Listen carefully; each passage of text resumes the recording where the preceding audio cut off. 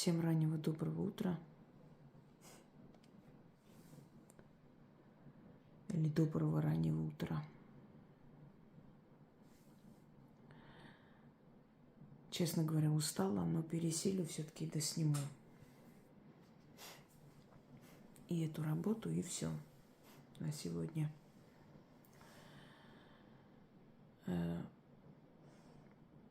Дело в том, что я эту работу покажу без алтаря.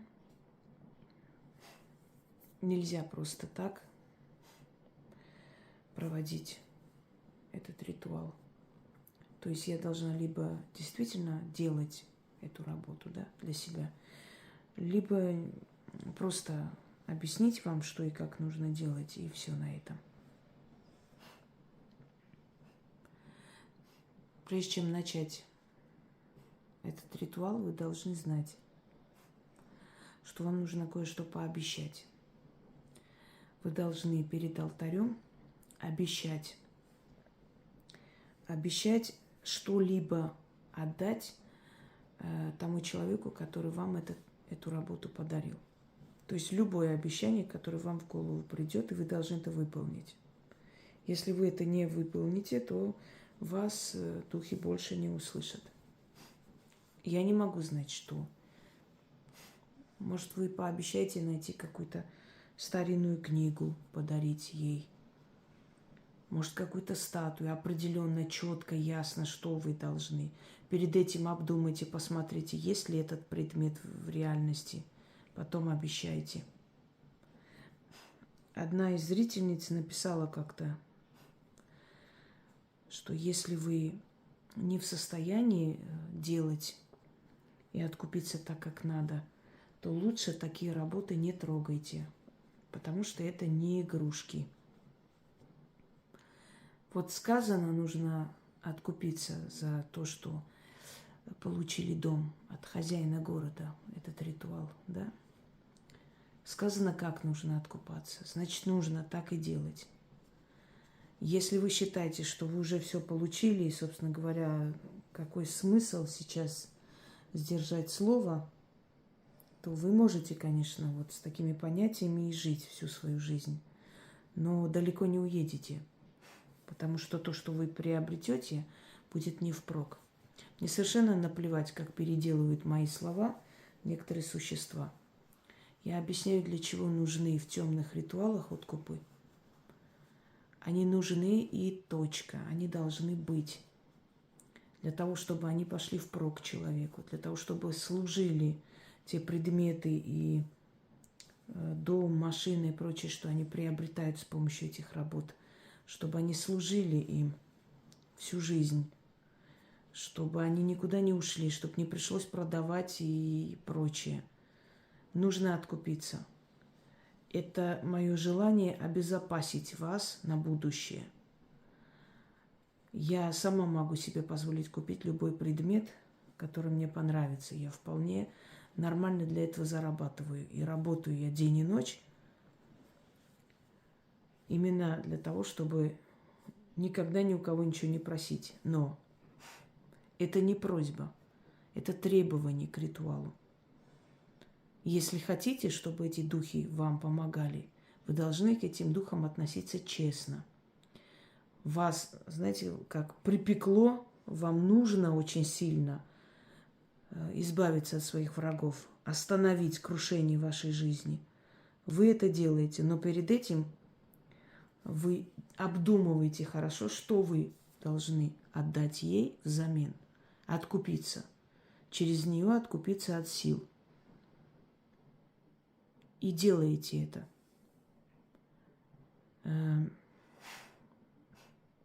Я не должна каждый раз говорить и объяснять. И учить людей быть благодарными.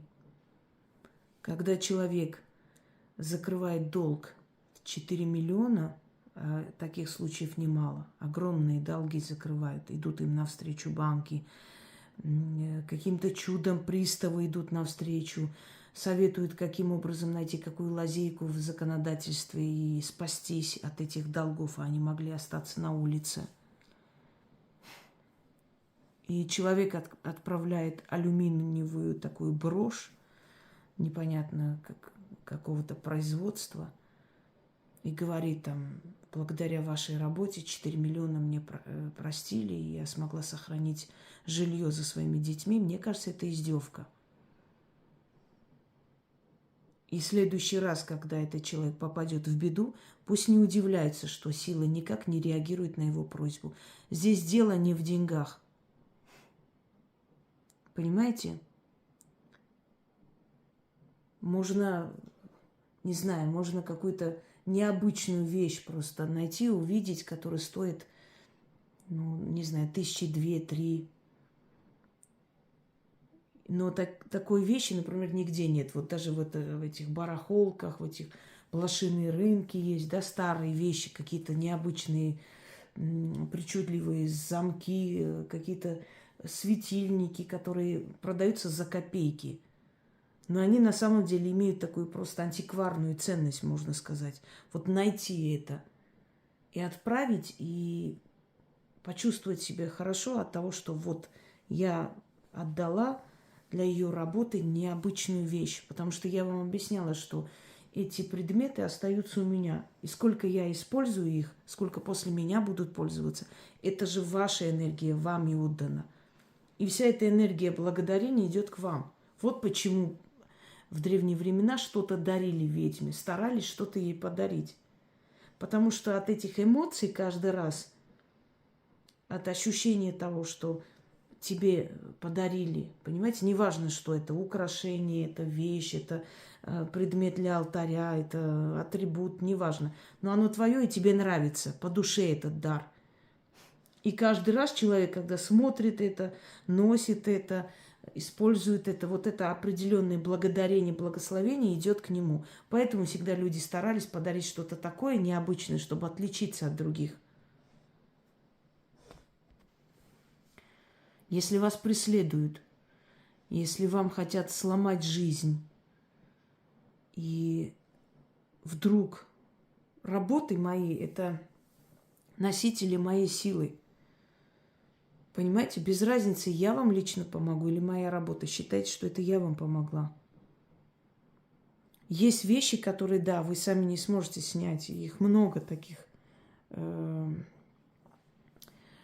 Печати и прочее, которые человек не способен снимать, снимает только ведьма.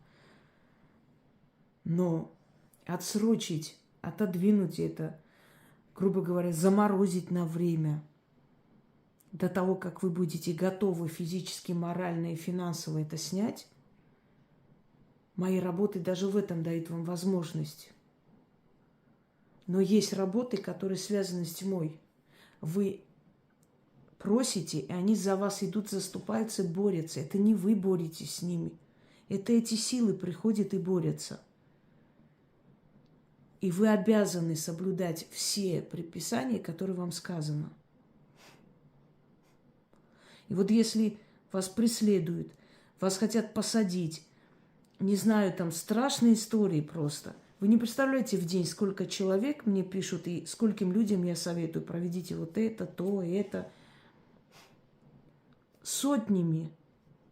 Из этой сотни, может быть, один человек скажет спасибо хотя бы.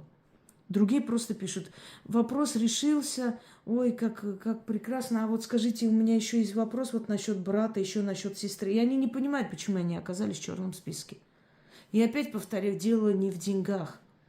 Дело в том, что ты чувствуешь себя использованной. Ты помогла ей, она избежала срока конкретно, просто, работая бухгалтером. Вы знаете, что они не святые люди и не кристально чистые. Ну, не все, конечно, но 90%. И когда они избегают тюрьмы просто, а вы знаете, что государство не любит тех, кто ворует у нее. Экономические преступления намного страшнее, чем даже за убийство дают. И человек тебе пишет, все сработало, все были в шоке, даже прокурор был в шоке от приговора. Пытались там, значит, обжаловать это все, но судья посоветовал этого не делать, и меня подозвали, сказали, в общем, мой адвокат сказал, что не будут ничего делать, все обошлось. Вы знаете, вот, ой, это такие волшебные работы, прям слов нет. А у меня вот еще хотелось попросить вот насчет вот этого, там у меня соседи чего-то там пишут и так далее. Я говорю, вы больше ничего не хотите сказать? Ну, мне они очень помогли, да. Ну, так вытащим из нее так чуть-чуть. Спасибо, да, в конце концов, говорю, хорошо, что хоть спасибо сказали. Ну, а что еще? Я не понимаю. Вы все понимаете. Просто почему-то у людей такое ощущение, что один раз сделали, давай еще раз попросим, давай снова. Понимаете, долг платежом красен, и это не просто так сказано. Каждый человек в душе надеется на благодарность, это нормально. Если бы я хотела зарабатывать этими работами, я бы выставила карту, я бы там, не знаю, что-то еще сказала. Но это не так. Вот где нужно откупиться, вы берете мои работы, сотни работ вы проводите, сотни. Каждый человек, ну, пускай 20-30 сильных работ проводит, и они все время ему помогают. И из этих сотни работ одна работа требует откупа. Достойного, правильного откупа. И этого не хотите делать. Потом проходит время и приходите. Вы знаете, вот они мне помогали, и потом перестали помогать. Я говорю, вы проводили ритуал обратиться к силам ведьмы? Да. Вы откупились? Ой, знаете, вот дело в том, что я немножко времени не было, потом средства, потом забыла. Хорошо. Какой еще ритуал вы проводили, где откуп нужен? Алтарь, видимо, и не откупились. К 3 духам обращались? Да, помогло? Да, помогло, решилась. Вы откупились? Я просто собиралась. Все, вопрос закрыт. Больше никаких претензий. Претензий быть не могут, они бесплатно даны. Вообще никаких. Даже не вздумайте больше обращаться к этим силам. Идите к Боженьке. Там под видом бесплатного дуют людей 2000 лет. Бесплатно. Все бесплатно там. Молитесь бесплатно. Пожалуйста, приходите бесплатно.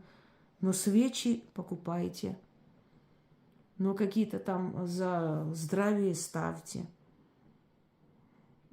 Но это берите, но то берите. Церковные праздники приходите. Батюшке отдайте, отпевание оплачивайте, крещение. А так все бесплатно. Под видом бесплатного, бесчестно у вас берут деньги. 2000 лет. А здесь честно сказано, вы должны откупиться. Достойно, как вы считаете нужно. Надеюсь, моя лекция вам пошла впрок. Итак, если вас преследует человек, не оставляет в покое, что делать, чтобы подчинился вашей воле, услышал вас и ушел, или его увели в сторону? Если в коллективе вас травят, если соседи все время замучили своими всеми писанинами, милицию, полицию и так далее, если бывший муж пытается отобрать ребенка, если свекровь хочет выгнать вас из дома, а вы можете там жить, есть у вас законное право, но житья не дают, вам нужно взять черные свечи.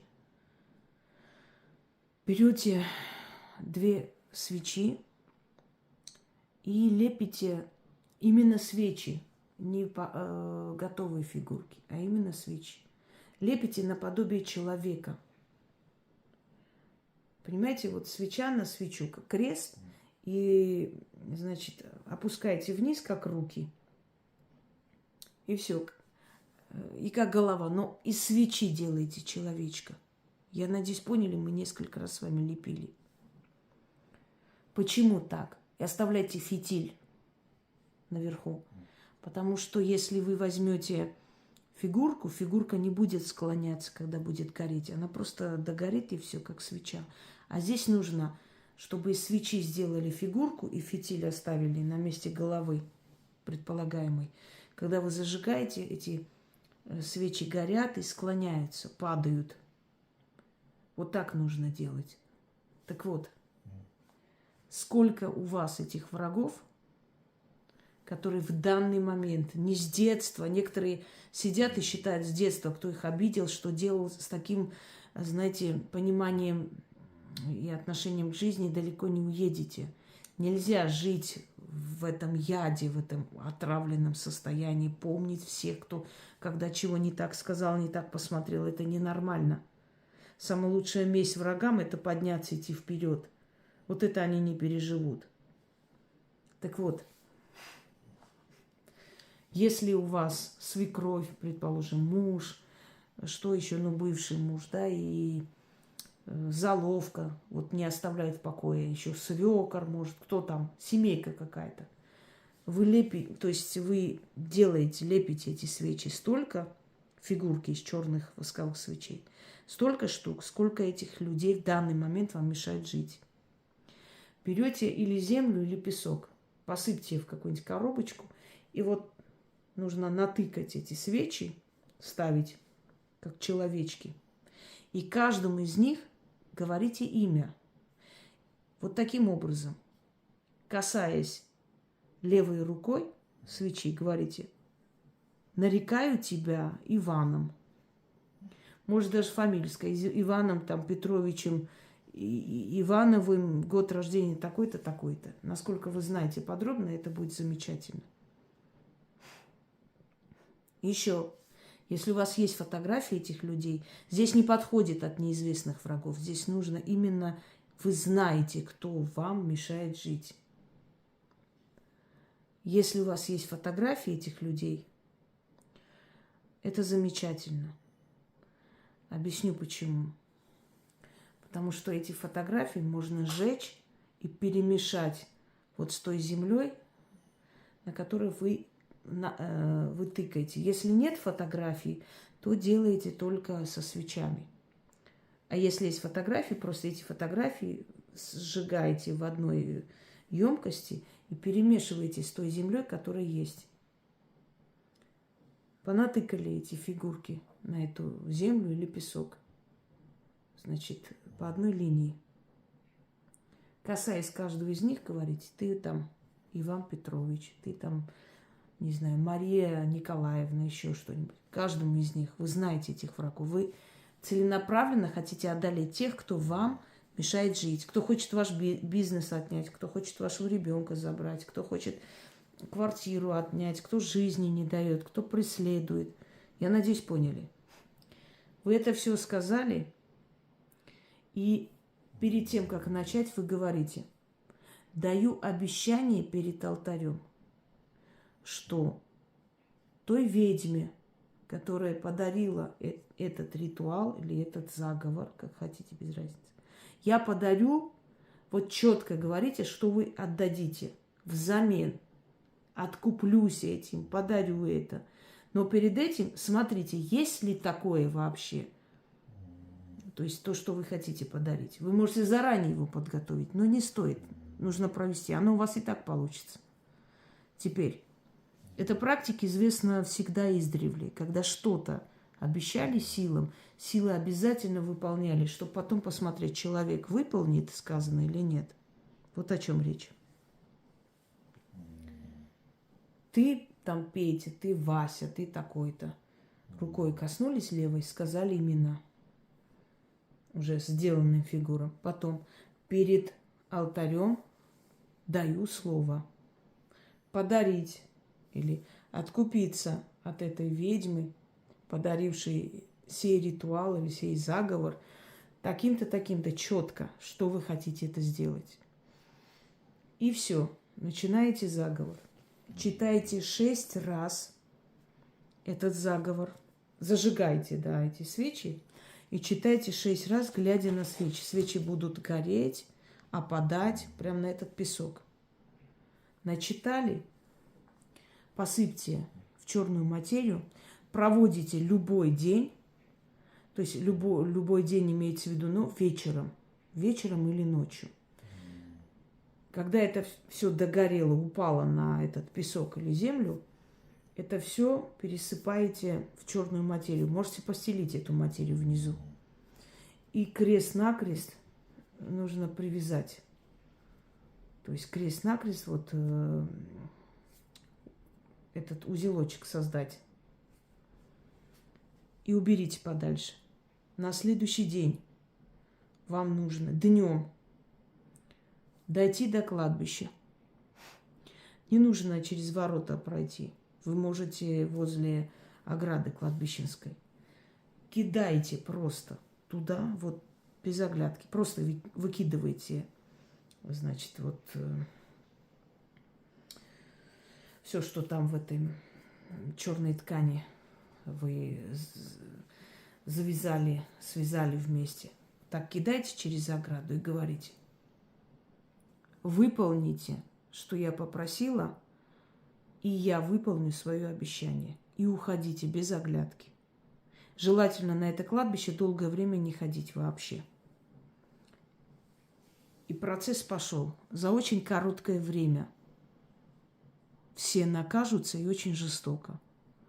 Но еще раз предупреждаю, подумайте миллион раз. Во-первых, вы жалеть не имеете права. Вы попросили, за вас силы сделали. Если бы они были не виноваты, с ним бы ничего не случилось. Во-вторых, это не порча, это месть. Если человек таскает вас по судам, не дает вам жизни, настраивает против вас людей или вашего ребенка, и вы знаете точно, что это есть, этот человек не скрывает своей вражды, вы имеете право ставить его на место, убрать подальше от своей жизни, чтобы он не мешал.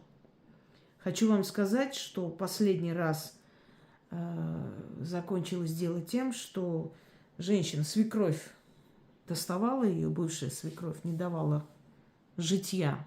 Ходила везде, писала на нее заявление, что она алкашка, там такая мать. Причем она совершенно не пьет, абсолютно. Она вообще немка прирожденная, она абсолютно, не пьет, очень дисциплинированный человек. И ей это просто надоело. Да, не обращали внимания никто, но приезжала опека ранним утром, поздним вечером, милиция все время. Осточертела. И она решилась на этот шаг. И что вы думаете?